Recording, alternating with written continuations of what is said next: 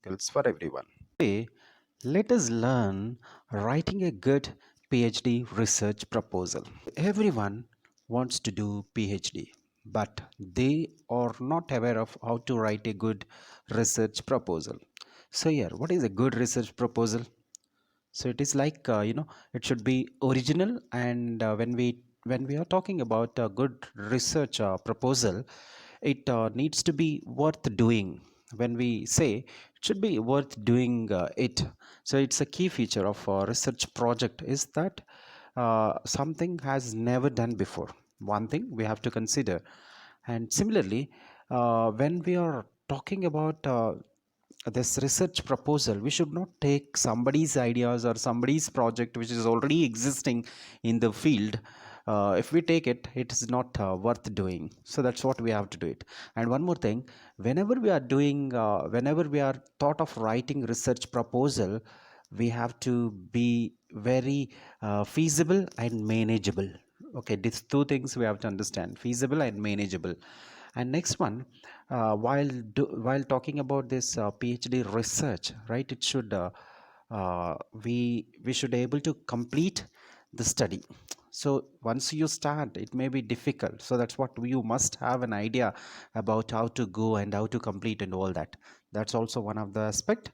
And second one, refining a research problem. This is an important. When you are talking about research, you must have an idea about research problem. So you need to identify, right? There are many steps or many important steps in developing a research problem, right? This is a research problem, right? Refining a research problem, we can say this: refining a research problem. How do you do that? So here there are various ways to you can find it, right? So main idea is to simple to start a kind of short list of topics that might be worth investigating or worth exploring, right? So it is then you have to take up the least someone who has that experience in carrying out research, like you can go to expert, or you can go to a friend who has already completed his a doctorate, or maybe you can get an advice from your teachers from university, or maybe you can visit any university which is close to you and you can talk to them. There's also different ways to uh, get a kind of idea whether to know whether the topic you have come up with is worth researchable or not. That's also next thing. Here as a researcher you have to do formulate general question, right? General research question.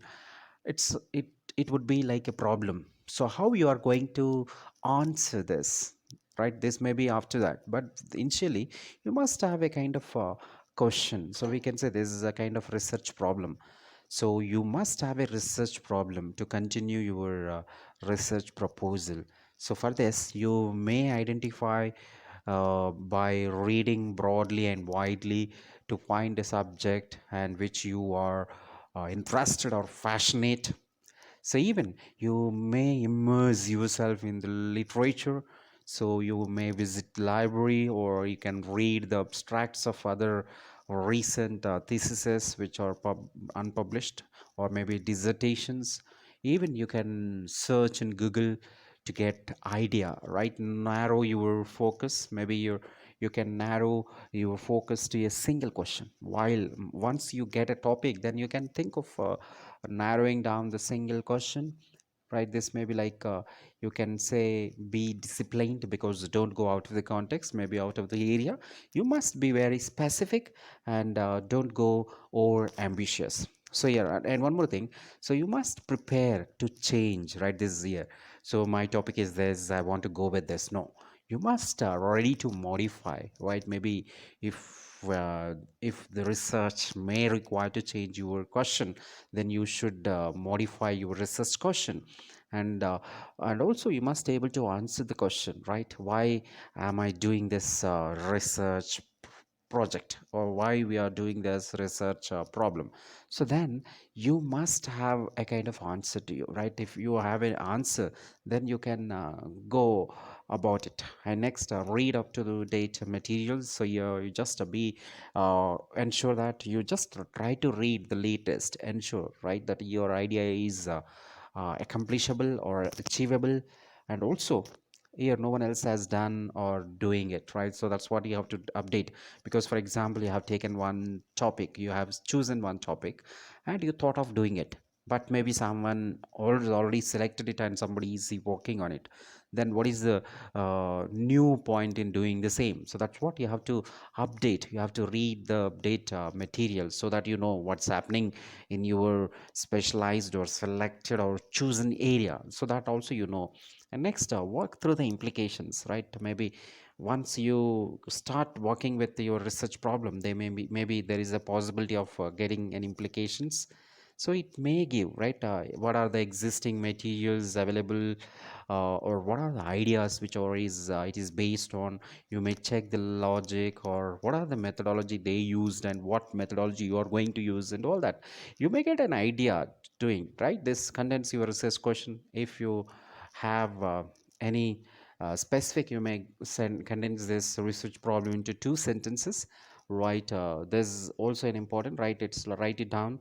And maybe the next, you can change, right? Working area, what is the working area? And next, change the question if needed, so they can do it right with one. Next, ask yourself, maybe, so what will we know at the end? So this is important, that we did not already know. So what we don't know, and what are we supposed to know? This is a very basic thing we are required to ask at every point of time. So that's what, ask yourself what you are going to do. So that's what, here it's important to know all this.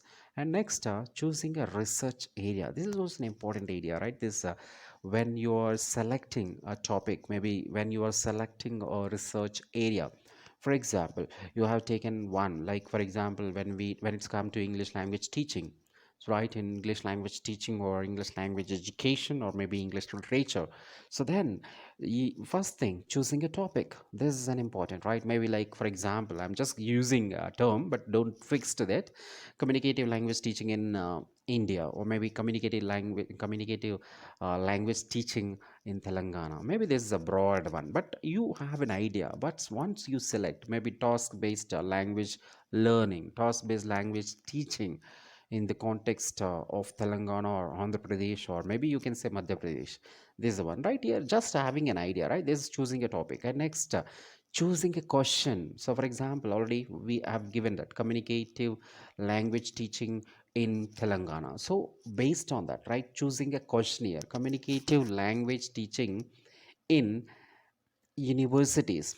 Is it reliable, right? Maybe, is it really possible? So you may come up with some questions. So you're just focusing on communicative language teaching in universities in Telangana. So is it applicable, or is it happening? You have to good.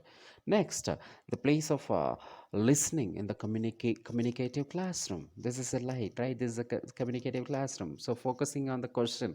So how you are focusing on the question, so how you are going to do this is an important aspect, right? So here you may go for like a kind of comparison, what is happening in Indian classrooms, or maybe in Telangana context, or maybe in Andhra Pradesh context, or maybe you can go to abroad. What is there, what are the differences between here and there? That is also one way to focusing the question.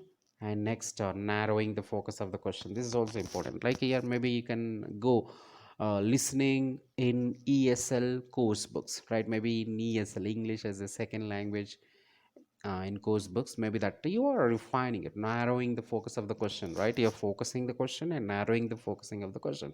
These two are important, right? So here, once you have come to a kind of conclusion, or maybe you come up with something dropped it, then you may get idea, right? This is the one. And the next step, uh, right, next step, we can say, is to write a detailed research proposal. So when you are going to go for detailed research proposal, then you have to see certain things, right? So how willing to communicate, maybe your willingness to communicate, like at the same time, like negotiation of meaning. This also you need to consider. And the next one here, first one, you must have the title. So first one, title. So what is the title here? You have to summarize in a few words, right? Whatever the uh, selected topic you have working on it, you just summarize it in your few words, so that the topic give what your research will be about. It give an idea about, right? That's what it's important. Title. And next one, relevant background, otherwise we can say background. This is like just to provide the relationship, right? The proposed study and what has already been done in the particular area. Otherwise we can say this is relevant background is something like literature, review of literature, right? What is your study, what is already done in that particular area. So this is like it indicates a kind of comparison between your study and their study, and what is the gap between you and others. Otherwise you can say you can find some gaps in other study and how you can fill the gap. So it may be any of the things. This is like a review of literature. And the next one, like a research question or questions, I'm using it, right? Singular or plural to provide these questions. So you have to be very specific, right? What you. So the research questions here we can talk about, right? How your what the study will investigate, maybe what your study is going to investigate, and the questions the study will answer the hypothesis it will test, right? Here questions when we are talking about research questions, maybe you may have research objectives and research hypothesis, and objectives, hypothesis, even sometimes research aim, and all that it goes on, right? It's maybe research questions. Even if you want, you can also talk about definition of terms, right? Here definition of terms maybe like to provide the meaning of the key terms that have been used in your research questions. Maybe sometimes you may use a strange or something new diction in your research question. Then you can provide what exactly the definition of the terms you used in your research questions.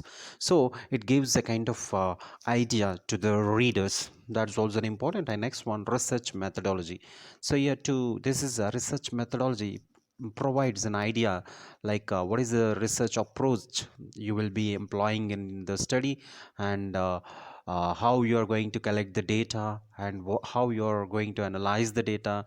So everything will be in detail, right? So this how you collect the data and how you are going to analyze the data. So it's maybe what are methods are available for investigating your study, and which of these feasible given available resources and expertise. Is it possible? Are you going to use mixed method, or maybe unique, maybe single approach? What that research methodology, it is going to talk about what is your sample, whether it is what is the sample size, and what is the procedure of collecting data, and how you are going to collect the data. Maybe what are your research tools you are using, like maybe questionnaires are using, or questionnaires are administered to the sample, or maybe you're conducting pre-test post-test like experimental study, maybe you're going a kind of exploratory study.